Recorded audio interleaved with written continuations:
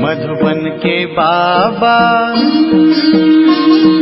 मधुबन के बाबा मुरली वाले, आपका क्या कहना, आपका क्या कहना। ओम शांति। आज 13 अगस्त 2024 के साकार मधुर महावाक्य हैं। बाबा ने कहा, मीठे बच्चे, योग द्वारा तत्वों को पावन बनाने की सेवा करो।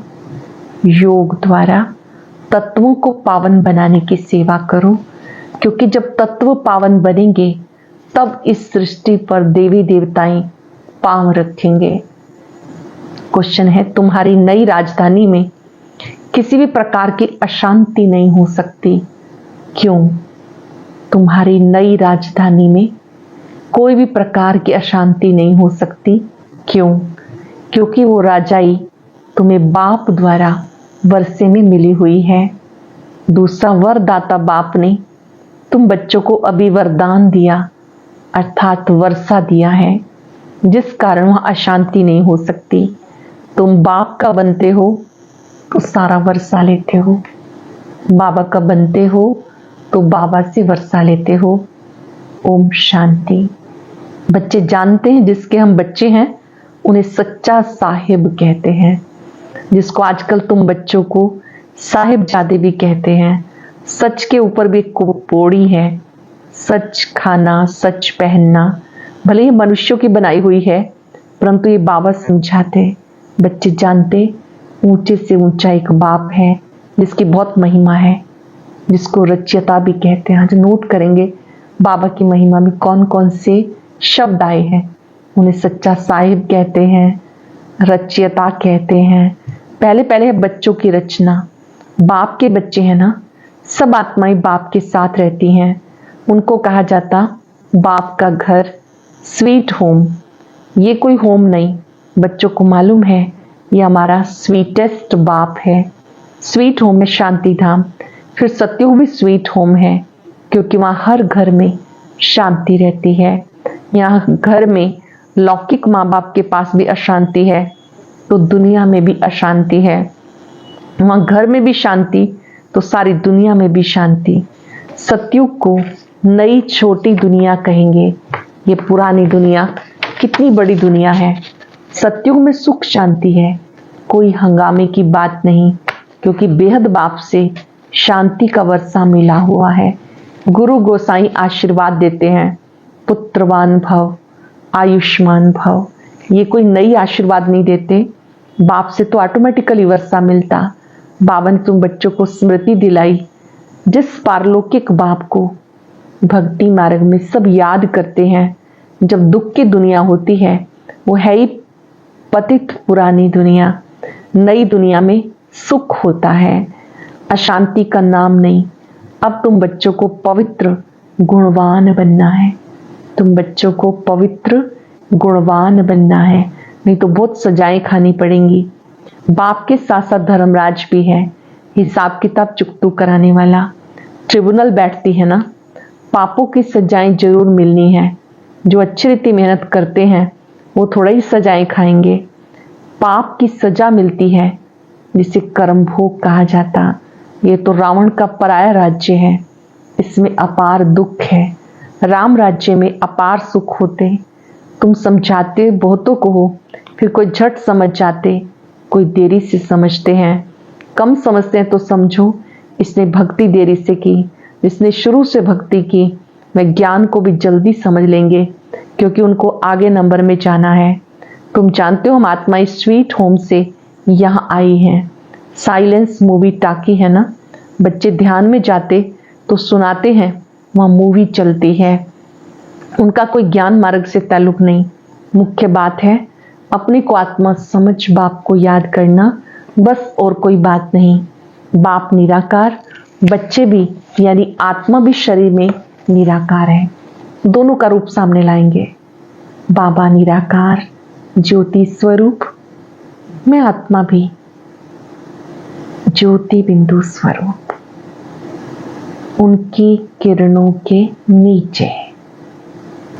अपना ये स्वरूप याद रखेंगे मैं निराकार आत्मा हूं।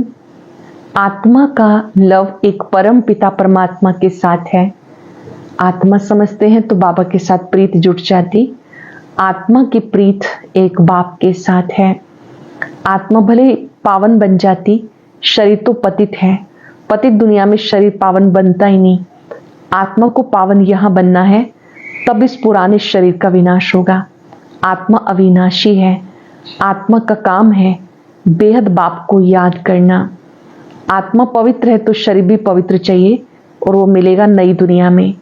आत्मा भले पावन बन जाए, आत्मा को एक परम पिता परमात्मा के साथ योग लगाना है। बस इस पतित शरीर को टच भी नहीं करना। ये आत्माओं से बाबा बात करते हैं, समझने की बातें हैं। सतयुग से लेकर कलयुग तक शरीरों के साथ लटके हो, भले वह आत्मा और शरीर दोनों पवित्र हैं, वहां विकार में नहीं जाते, जिससे शरीर या आत्मा विकारी बने। वल्भाचारी भी होते हैं, टच करने नहीं देते। जानते उनकी आत्मा कोई निर्विकारी पवित्र नहीं होती। वो एक वल्भाचारी पंथ है जो अपने को ऊंच कुल वाले समझते, शरीर को भी टच करने नहीं देते।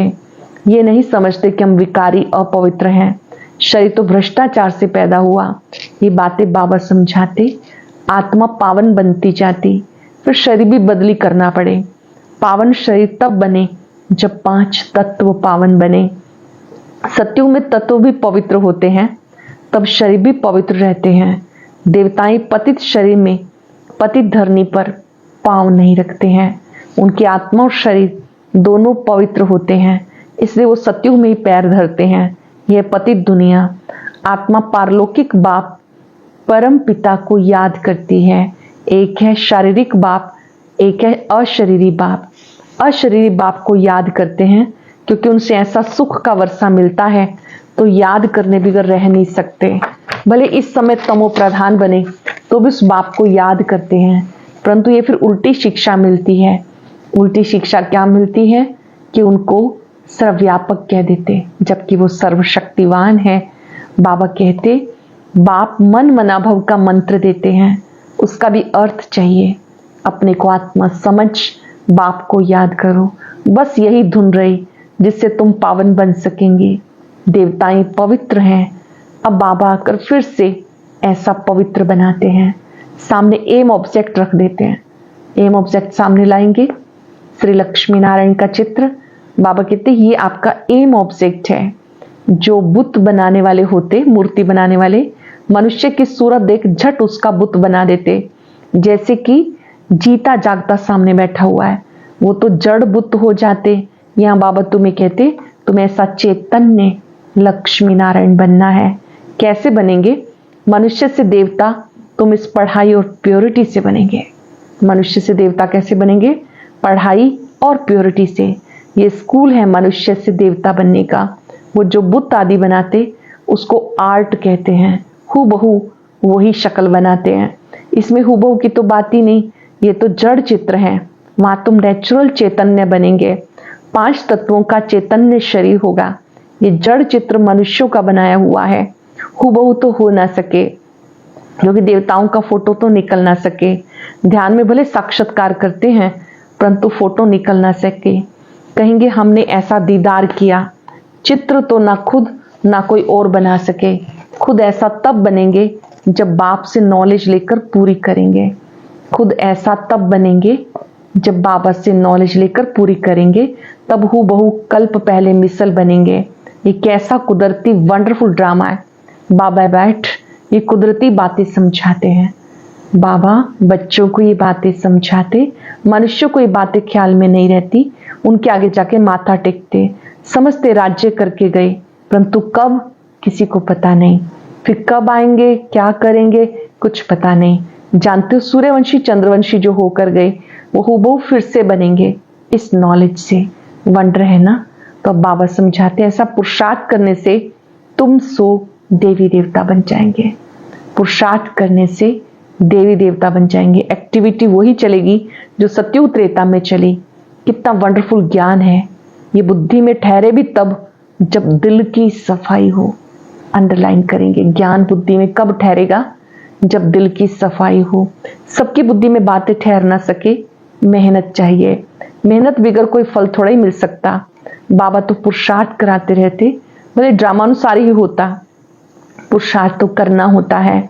ऐसे थोड़ा ही बैठ जाएंगे, ड्रामा में होगा तो हमसे पुरुषार्थ चलेगा, ऐसे कहीं हाथ पे हाथ रख के बैठ जाते हैं, ड्रामा में होगा तो हो जाएगा, ड्रामा में होगा तो बाबा कराएगा, ऐसे करके। ऐसे भी जंगली ख्यालात वाले बहुत होते हैं। यहाँ पर समझना है पुरुषार्थ फर्स्ट, पुरुषार्थ भी ड्रामा में नूंधा हुआ है। अगर कोई ऐसे छोड़ देते हैं तो बाबा कहते हैं तो जंगली ख्यालात हैं, हमारी तकदीर में होगा तो पुरुषार्थ जरूर चलेगा। अरे पुरुषार्थ तो तुम्हें करना है, पुरुषार्थ और प्रारब्ध होती है। मनुष्य पूछते पुरुषार्थ बड़ा या प्रारब्ध बड़ी, अब बड़ी तो प्रारब्ध होती है, परंतु पुरुषार्थ को बड़ा रखा जाता जिससे प्रारब्ध बनती है। हर एक मनुष्य मात्र को पुरुषार्थ से सब कुछ मिलता है। कोई ऐसे भी पत्थर बुद्धि हो पड़ते जो उल्टा उठा लेते, समझा जाता इनकी तकदीर में नहीं, टूट पड़ते हैं। यहाँ बच्चों को कितना पुरुषार्थ कराते, रात दिन समझाते, अपने करेक्टर जरूर सुधारने हैं। नंबर 1 करेक्टर है पावन बनना। देवता तो है ही पावन, फिर जब गिर पड़ते हैं, करेक्टर बिगड़ते हैं तो एकदम पतित बन जाते। अब तुम जानते हो हमारा A1 करेक्टर था, फिर एकदम गिर पड़े। सारा मदार पवित्रता पर है, इसमें बहुत डिफिकल्टी होती है। मनुष्य की आंखें बहुत धोखा देती हैं, क्योंकि रावण का राज्य है, वहां तो आंखें धोखा देती नहीं, ज्ञान का तीसरा नेत्र मिल जाता, इसलिए रिलीजन इज माइट कहते हैं। सत्युगी दुनिया में कभी भी आंखें धोखा नहीं देती हैं, रिलीजन को माइट कहते हैं। सर्वशक्तिवान बाप आकर देवी देवता धर्म स्थापन करते, भले करती सब आत्मा है परंतु मनुष्य के रूप में करेगी, वो बाप है ज्ञान सागर।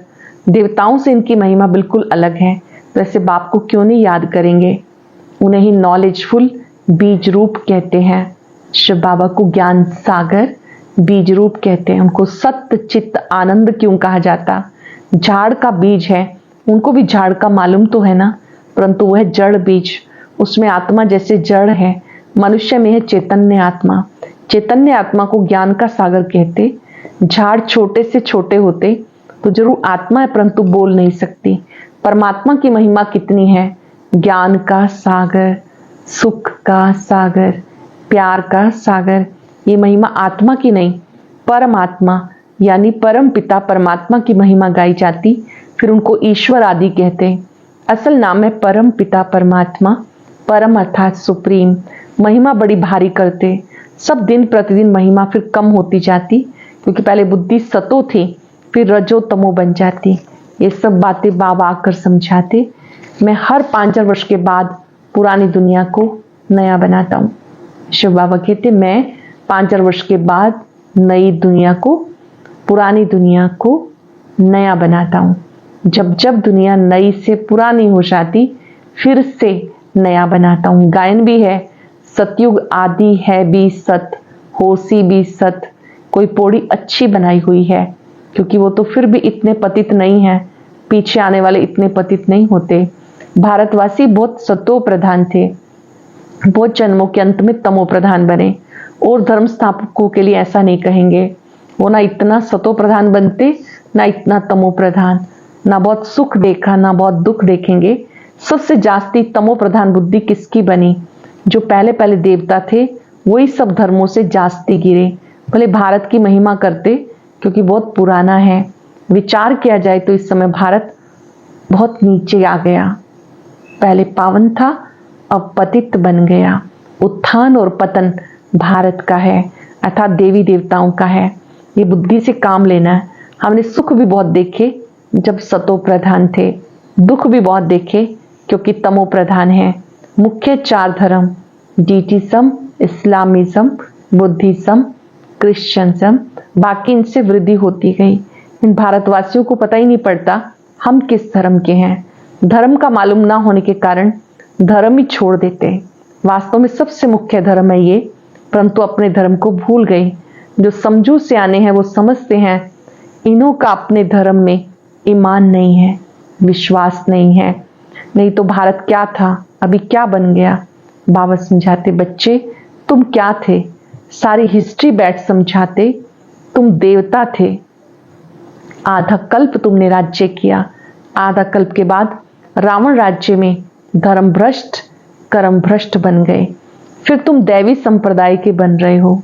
भगवान उवाच, बाप कल्प कल्प तुम बच्चों को समझाकर ईश्वरीय संप्रदाय बनाते हैं। हर कल्प बाबा समझाते, फिर से ईश्वरीय संप्रदाय बनाते। अच्छा, मीठे मीठे सिक्के लदे बच्चों प्रति माता पिता बाप दादा का याद प्यार, गुड मॉर्निंग। रूहानी बाप की रूहानी बच्चों को नमस्ते। रूहानी बच्चों की रूहानी बाप दादा को याद प्यार, नमस्ते, गुड मॉर्निंग। शुक्रिया बाबा, शुक्रिया।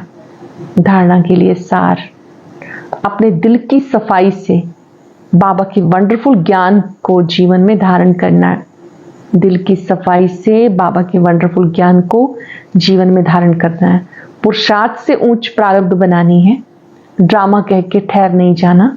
रावण राज्य में क्रिमिनल आंखों के धोखे से बचने के लिए ज्ञान के तीसरे नेत्र से देखने का अभ्यास करना है।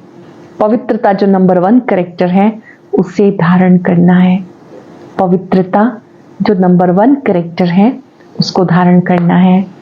वरदान है, ब्राह्मण जन्म की जन्म पत्री को जान, सदा खुशी में रहने वाले श्रेष्ठ भाग्यवान भव। ब्राह्मण जन्म की जन्म पत्री को जान, सदा खुशी में रहने वाले श्रेष्ठ भाग्यवान भव। ब्राह्मण जीवन नया जीवन है। ब्राह्मण आदि में देवी देवता हैं और अभी बीके हैं। ब्राह्मणों की जन्म पत्री में तीनों काल अच्छे से अच्छे हैं।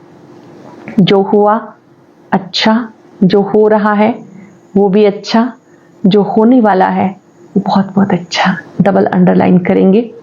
अपने चित्त में अच्छे से इन बातों को नोट कर लेंगे। जो हुआ वो भी अच्छा, जो हो रहा है वो और अच्छा, जो होने वाला है बहुत बहुत अच्छा। ब्राह्मण जीवन की जन्म पत्री सदा ही अच्छी है, गारंटी है। तो सदा इस खुशी में रहो। स्वयं भाग्य विधाता बाप ने भाग्य की श्रेष्ठ रेखा खींच दी, अपना बना लिया। इस खुशी में रहो। स्वयं भाग्य विधाता बाप ने भाग्य की श्रेष्ठ रेखा खींच दी, अपना बना लिया। इस लोगों ने एक स्थिति का अनुभव करना है तो एक बाप से सर्व संबंधों का रस लो। ओम शांति। और अब यह एक बहुत अच्छी वीडियो भी जरूर देखें।